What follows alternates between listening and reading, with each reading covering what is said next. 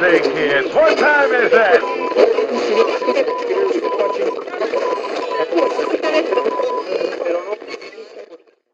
Kirk Allen was the first live-action Superman in the 1948 and 1950 Superman serials. He played him as a true blue Boy Scout right out of the comic book. George Reeves hit the small screen in 1952 with The Adventures of Superman, which ran until 1958, after which he was part of several stage adaptations of Superman before his untimely demise in 1959. Other actors that have worn the red and blue spandex to much acclaim include Dean Cain, who donned the cape in the popular ABC series Lois and Clark, The New Adventures of Superman, which ran 4 seasons from 1993 to 1997. Tom Welling, who played a young Clark Kent in the series Smallville, which ran 10 seasons on the WB and CW networks respectively. And in cinema, we've seen Brandon Routh wear his undies on the outside for 2006's Superman Returns, and most recently, Henry Cavill as the Man of Steel in the DC Extended Universe, which took Superman into new territory as an unsure, brooding type of character who grapples with a cynical society and choosing to be a hero. But for me, none have portrayed the last son of Krypton's Kal-El with so much charm, optimism, and enthusiasm like Christopher Reeve, who, with director Richard Donner, made us all believe that a man could fly in 1978's Superman the movie. Reeves' Superman leaped from the pages of the comics, and his clumsy, insecure alter ego Clark Kent was a portrayal for the ages.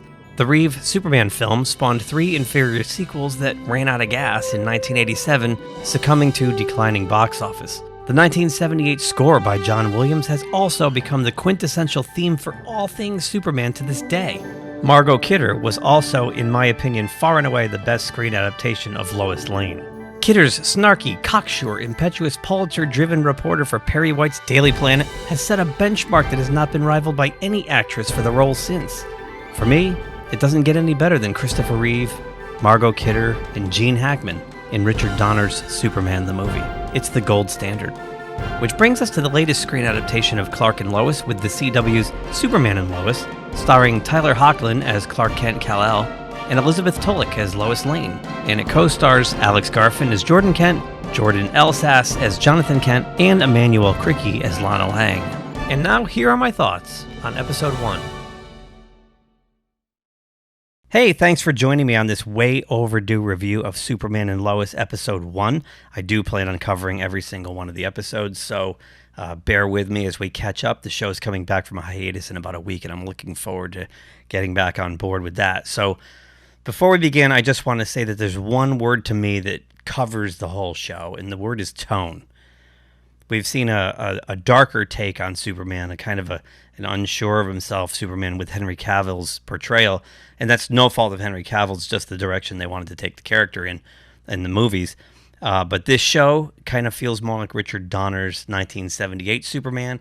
The tone is the way I envision Superman to be.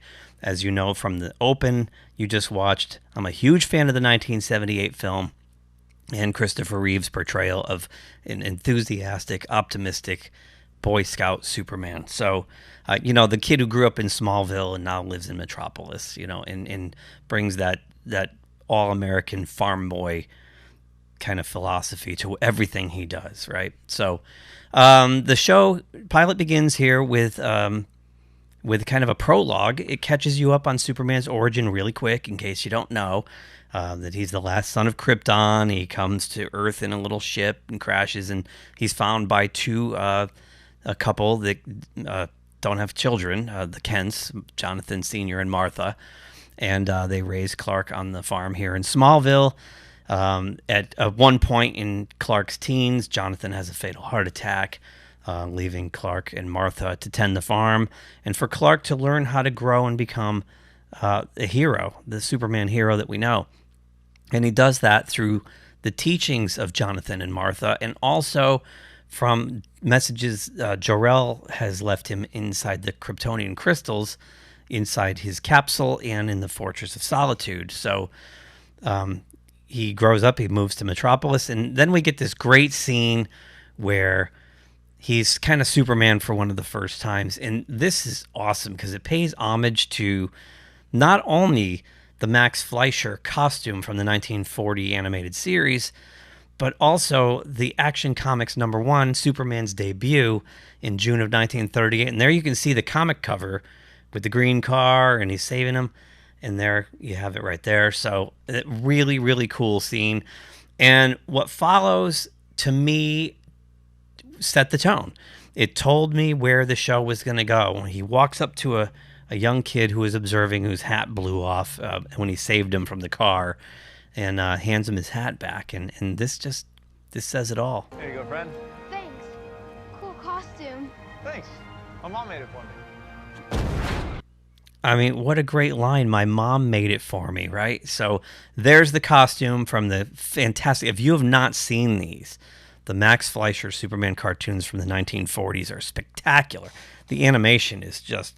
It's seamless. It's beautiful. Check it out. But there you can see the felt kind of S that, Martha Kent could have possibly made for him. So...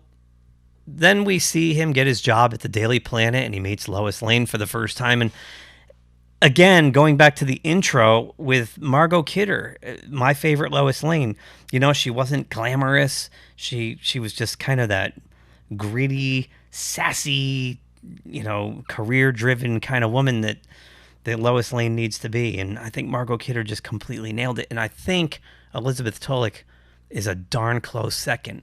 And again, first time we meet her, sets the tone. Never met a Clark before. I've never met a Lois before. Actually, there was my first grade teacher, Lois Hannigan, so I guess technically... technically you'd be the second. And not only does her Lois set the tone, but we see him as Clark Kent now for the first time. And Tyler Hoechlin nails it. He's got the Christopher Reeve thing going on. Brandon Routh had the same kind of thing in Superman Returns in 2006. It's a shame that they gave him such a horrible vehicle of a movie to put him in. I think if Superman Returns was a better overall movie, we would have saw Brandon Routh do a couple more as Superman, because I think he really had it too. Not to mention he looked a lot like Christopher Reeve, which was really eerie. So the prologue kind of winds up. You see the classic Superman and Lois flying around in love, and they end up having children and getting married. So you have Jonathan on the left, and you have Jordan on the right, and they're both named after Kal-El / Clark Kent's two fathers. So Jonathan is named after Jonathan Kent, his Earth father who adopted him when he crashed here on Earth. And Jordan is named after Jor-El, his Kryptonian biological father. So nice little touch there. In the comics, there's only one son, and it's Jonathan. I kind of think it's cool that they brought in the two sons and tied it to both of his fathers. I think that's a really nice nod there. So the story opens with General Lane, Lois's father, is at a nuclear meltdown. There's a nuclear facility. It's melting down. It's overheating. And he's got this cool little device he can call Superman with. So unlike in Marvel where you have Hulk's girlfriend, Betty Ross, or Bruce Banner's girlfriend, Betty Ross, her father's a general, and he wants to kill the Hulk, right? He's after the Hulk, and he does not like Banner. So Thunderbolt Ross is like the enemy of the couple there, of Betty and Bruce. In this, General Lane is on the same side with Clark. He's got a little, special contact device, special beeper, if you will. And they work together, which I think is kind of cool. So Superman rushes there. We get to see him as now Superman. He's wearing the Henry Cavill outfit. It looks really good. The effects, too, I got to say. I mean, this show just appeared on Hobo Max like a week ago. So it's been on the CW in first run, but now HBO Max has it. So you got to wonder if there's some AT&T money going on here. Warner Brothers putting a little extra slush into this, because the production values and the special effects are leaps and bounds ahead of something, say, like Batwoman. I can't believe they're both by Greg Berlanti. It just doesn't make much sense to me. The effects in this opening sequence are pretty good, and it kind of pays homage to Superman 3 a little bit, where the nuclear reactor's melting down, so Soups goes over and he freezes this lake, and he picks it up and he comes over and he drops it inside the reactor, and it melts and it cools it off and saves the day. He seals the little crack in there, and we're good to go. So he meets with General Lane, and they're talking about that this is the second time this has happened, and it's been a copycat kind of a crime. And there's no evidence of people going in and out with any heavy machinery or anything, but someone is going in, and it's a man-made fissure or a crack that they're putting into the reactor. So these are not accidents. This is deliberate, and they're trying to figure out how this can occur. How can someone sneak in and do something like this at this level? So after that scene, Clark goes home to his little apartment in Metropolis, and we meet the two sons now. Now we get to see his home life for the first time. So the first one we meet is Jonathan. Jonathan's like, the star football player. He's got a cute girlfriend, the whole bit. He's the cool kid. And again, we have a great scene with Tyler Hoechlin's Clark Kent that really echoes back to the Richard Donner, Christopher Reeve, Clark Kent. The awkwardness, the upbeat happiness, and well, I'll just play it. Dad. Oh, right. Yeah, okay. Hi, Eliza. Hi. Hey, congrats. Thanks, Dad. I mean, just awesome. Like just his body language, he's whoop, whoop, whoop, because he's so unaware that he's intruding on his teenage son's private moment. Conversely, we go over to the next room and we meet Jordan, and Jordan's the opposite. Jordan's he's the recluse, or he's introverted. He's awkward. He's into video games and just kind of he doesn't want to be bothered. And we learned that Jordan's been going to therapy, but Clark has missed yet another therapy appointment because, well, he's off saving the world, but he doesn't tell the kids that. The kids have no idea that he's Superman. As far as they know, the Daily Planet is sending him all over the world, covering all kinds of weird stories. And Jordan's a little agitated with it, as we see here. If you need anything, if you want to talk. Hey, Dad. Yeah. Music. So right away we learn that Clark has a pretty good relationship with Jonathan and a not so good relationship with Jordan. It's very strained. So and he's trying to communicate with him, but he just can't get through. So he goes downstairs and he gets a phone call from his mother, Martha Kent. We all know her, right? And she starts telling him that, he has this enormous responsibility as Superman, that he has an even bigger responsibility now, and that's to raise the two boys. He's a family man, and those kids are going to grow up and be gone before he knows it, and he has to prioritize his family and find a balance between the two worlds that Clark exists in. And while she's talking to him, and you can see here from the frame, she kind of intimates that there's something not good with her health. Clark asks her, and she says she's fine. She's just a little tired or whatnot. So then the next scene, Clark and Lois are going to work at the Daily Planet, and they see all these people packing their boxes. There's mass layoffs. They've been taken over by a corporate entity, and we learn that Clark is one of the layoffs himself. And while Lois is kind of devastated by it, Clark's cool with it. He's like, well, I'll find something else to do because he's the eternal optimist. The one thing they do have to figure out, though, is now what excuses can they make up for the two boys when he vanishes every 5 minutes to go save somebody, right? While he's finding out about the layoff, he gets a phone call from his mother's house, but it's not his mother. It's her visiting nurse. Martha's on her deathbed. By the time Clark gets there, she's passed away. So this is where they've kind of taken the lore of Superman and altered it a bit, because in almost every telling of Superman, Martha Kent's still alive. So they bury Martha Kent in Smallville, and of course there's a service. And here's where we meet Lana Lang. Lana Lang is now Lana Lang Cushing. She's married to Kyle Cushing, who's a fireman in town. And she has two daughters, Sophie Cushing and Sarah Cushing. Sarah is the older sister. She's the age of Jonathan and Jordan, the twins there. So the kids being kids want the Wi-Fi for their phones and their social media. And they figure out that for whatever reason, Martha Kent had the Wi-Fi router in the barn. If there was one part of this episode that made me kind of cringe, it was this, because it's just stupid. Why would there be a Wi-Fi router in the barn? And just to preface that, the barn is a place that Clark has told the boys never to go.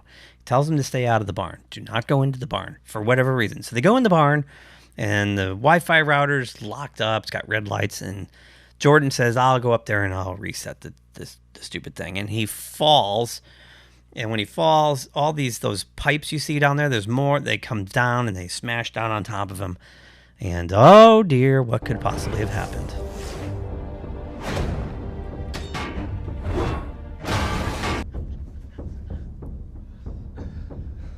It was his idea. So Clark comes in, as you saw, like pulls the pipes off, and they're both okay, it appears, laying underneath there. So the doctors come, they check him out. There's not a blemish on either one of the boys. So now Clark knows that at least one of them, if not both, are manifesting their Kryptonian abilities, right? So he's going to have to get to the bottom of it. But first, General Lane shows up, and he's got some 411 for Clark. We find out there's an etching in one of the nuclear facilities that was attacked. And it's in Kryptonian, and it says that you are not a warrior Kal-El or something to that effect. You're not a soldier Kal-El. So Clark knows now, this is Kryptonian. There could be another person with my abilities on this planet. And why would they keep attacking nuclear reactors? That's interesting. So he's about to go investigate, and Lois shuts him down and says, no, you need to be here for the boys. They've gone through a couple of traumatic days. They're away from their home. They're away from, Jonathan's away from his girlfriend. You need to be a dad. You can't just keep taking off.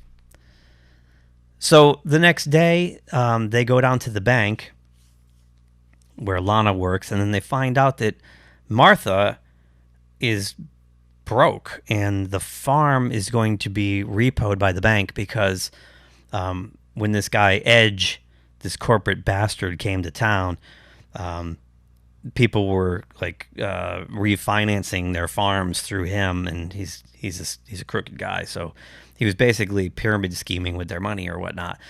So Martha didn't want people to lose their farms, so she started paying on their mortgages, and she put herself into debt.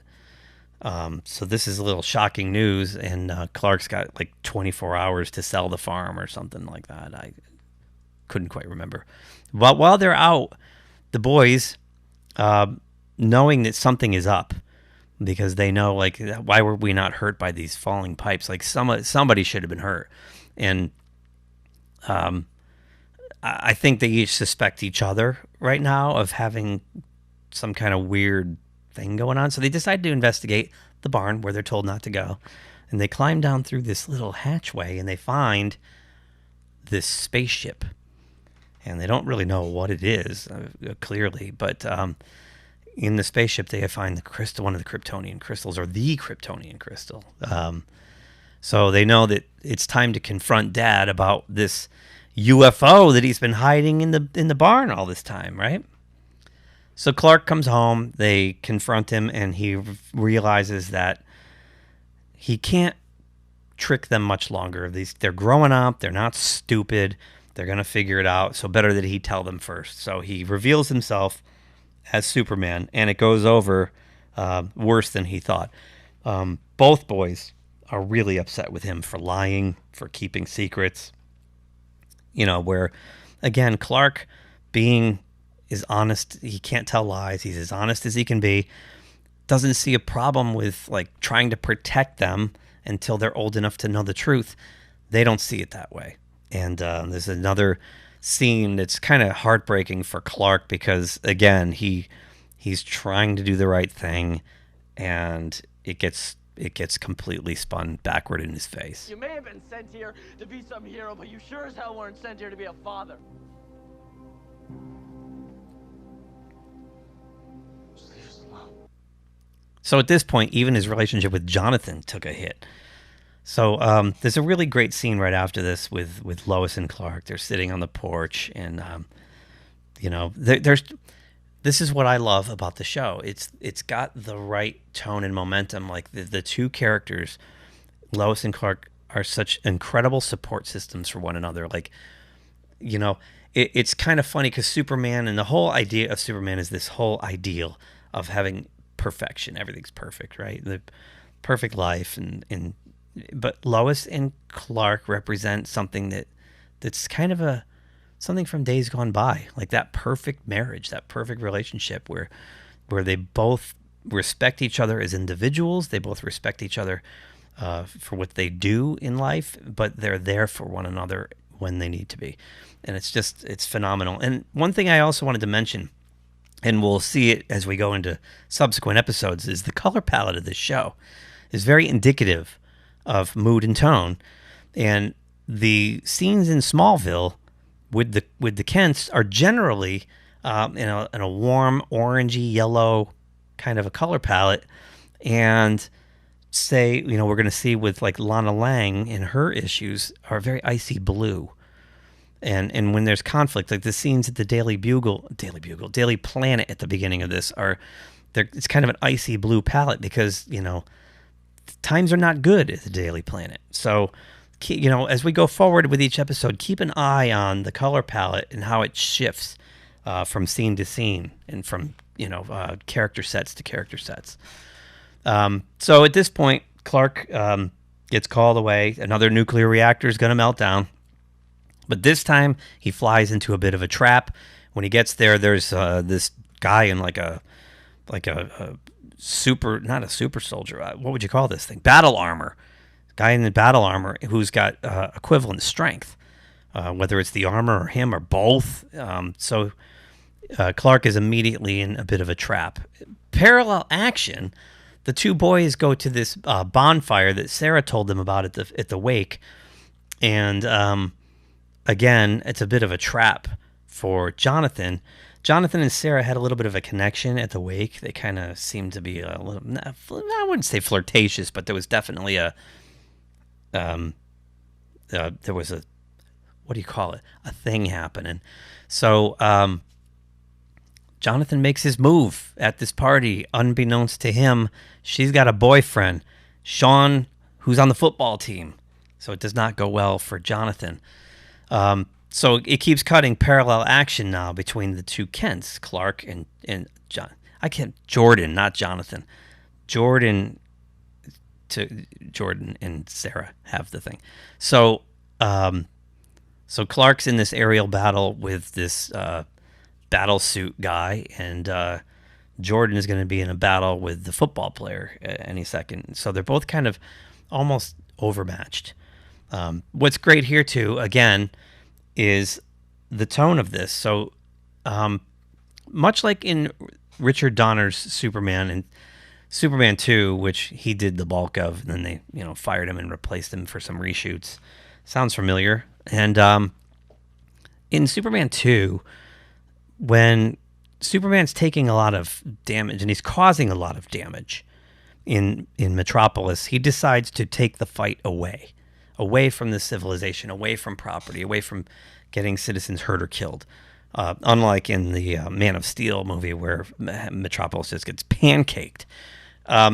Same thing here. You see in this battle, this character, this strange person is throwing Superman into shops and buildings, and he gets up and he walks out of one shop at one point and just takes off and goes up into the atmosphere. Now, that also, by going to the yellow sun, gives him more strength, but he just waits there because he lures this guy away from, harming innocent people, trying to reduce the collateral damage, if you will.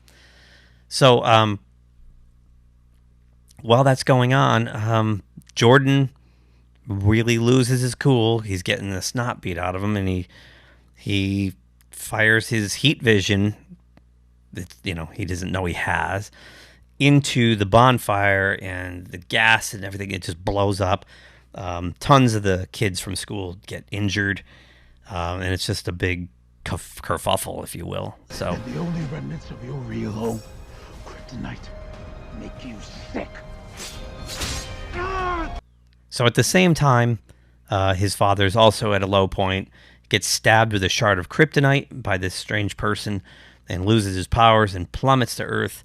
And what's kind of cool, on his way down, he actually pulls it out and slowly gains his powers back. And then in, typical Superman, just in the nick of time, stops himself before, smashing down through the street and or someone's car or killing someone. So, nice touch.